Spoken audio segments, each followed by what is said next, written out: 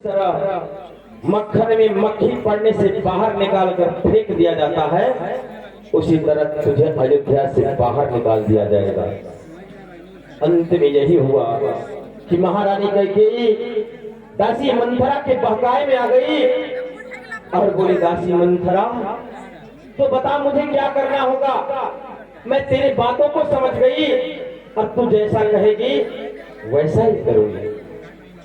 दासी मंथरा अपने दाव को खेल गई और दासी मंथरा बोली, महारानी आप सीधे कोपभवन में चले जाइए और जब महाराज दशरथ आपको मनाने जाएंगे तो आप अपने दोनों वरदान को मांग लेना और इससे अच्छा वक्त कुछ नहीं आएगा। सबसे अच्छा समय यही है, इसी समय में अपने वरदान को मांग लो। महारानी कैकेयी वैसा ही कर गई। महारानी कैकेयी को फोन में चली गई और ये बात जब महाराज दशरथ को पता चला कि महारानी कैकेयी को फोन में है तो महाराज दशरथ बोले, चिंता करने की बात नहीं, अरे वो तो मेरी पत्नी है और मैं उसे अपने प्राणों से ज्यादा प्यारा मानता हूँ, उसे क्षण मात्र में मनाना मेरा काम है। मैं यूं जाता हूँ और उसे मना कर आता हूँ। जब महारानी कैकेयी के पास महाराज दशरथ गए और महारानी अपने वेश को बिगाड़ चुकी थी, पूरे श्रृंगार को उतार करके फेंक दी थी, अपने मस्तक पे बंधे ताज को निकाल दी थी।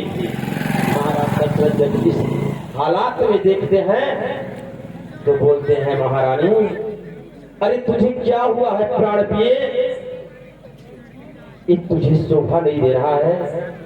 और तू ही कहा करती थी कि बेटा राम राज्याभिषेक हो गया है, वो राजा बनने योग्य हो गया है, अब उसका राज तिलक कर देना चाहिए।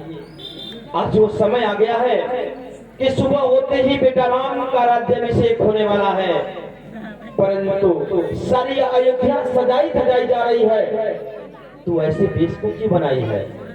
महारानी कैकेयी, बस करो महाराज बस, और मैं नहीं जानना चाहती और मैं समझ गई मर्दों की चालाकी की, आप कितने बड़े चालाक हो और मैं आपकी प्राण प्रिय नहीं हूँ। आप मुझे बहकाओ फुसलाओ मत, मैं आपकी बातों में आने वाली नहीं हूँ। महाराज दशरथ बोले, यदि महारानी इतना क्रोध जैसे आपके अंगों में। महारानी कैकेयी बोली, महाराज सुनो, आप उस दिन को याद करिए जिस दिन मुझे वरदान देने वाले थे। आज मेरा समय आ गया है, मैं आपसे अपने वरदान को मांगना चाहती हूँ। महाराज बोले, मांगो महारानी, क्या मांगना है, मैं अवश्य तेरे वरदान को दूंगा। महारानी कैकेयी बोली, महाराज सुनो, मेरा पहला वरदान सुनिए, जो आपके बड़े पुत्र श्री राम जी का राज्याभिषेक होने वाला है, उसके बजाय मेरे पुत्र भरत का राज्याभिषेक होना चाहिए। महाराज बोले, ठीक है महारानी, ये तेरी इच्छा है कि राम के बजाय भरत का राज्याभिषेक हो तो मैं वैसा ही करूंगा।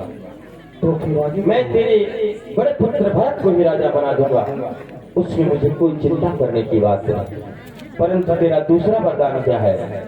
महारानी कैकेयी बोली, महाराज दूसरा वरदान ऐसे नहीं मांगने वाली हूँ, क्योंकि आपकी बातों में मैं आने वाली नहीं हूँ। और सुनो कि चिकनी चुपड़ी बात कहकर मुझे अबला को मत बहलाओ, और बनते हो सच्चे रघुवंशी तो सौगंध राम की खा जाओ।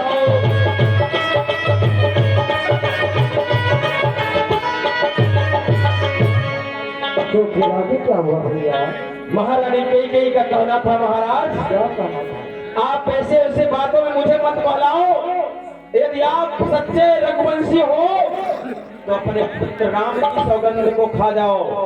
यदि आप राम की सौगंध को खा जाओगे तो मुझे भरोसा हो जाएगा कि आप अपनी बातों से मुँह करेंगे नहीं।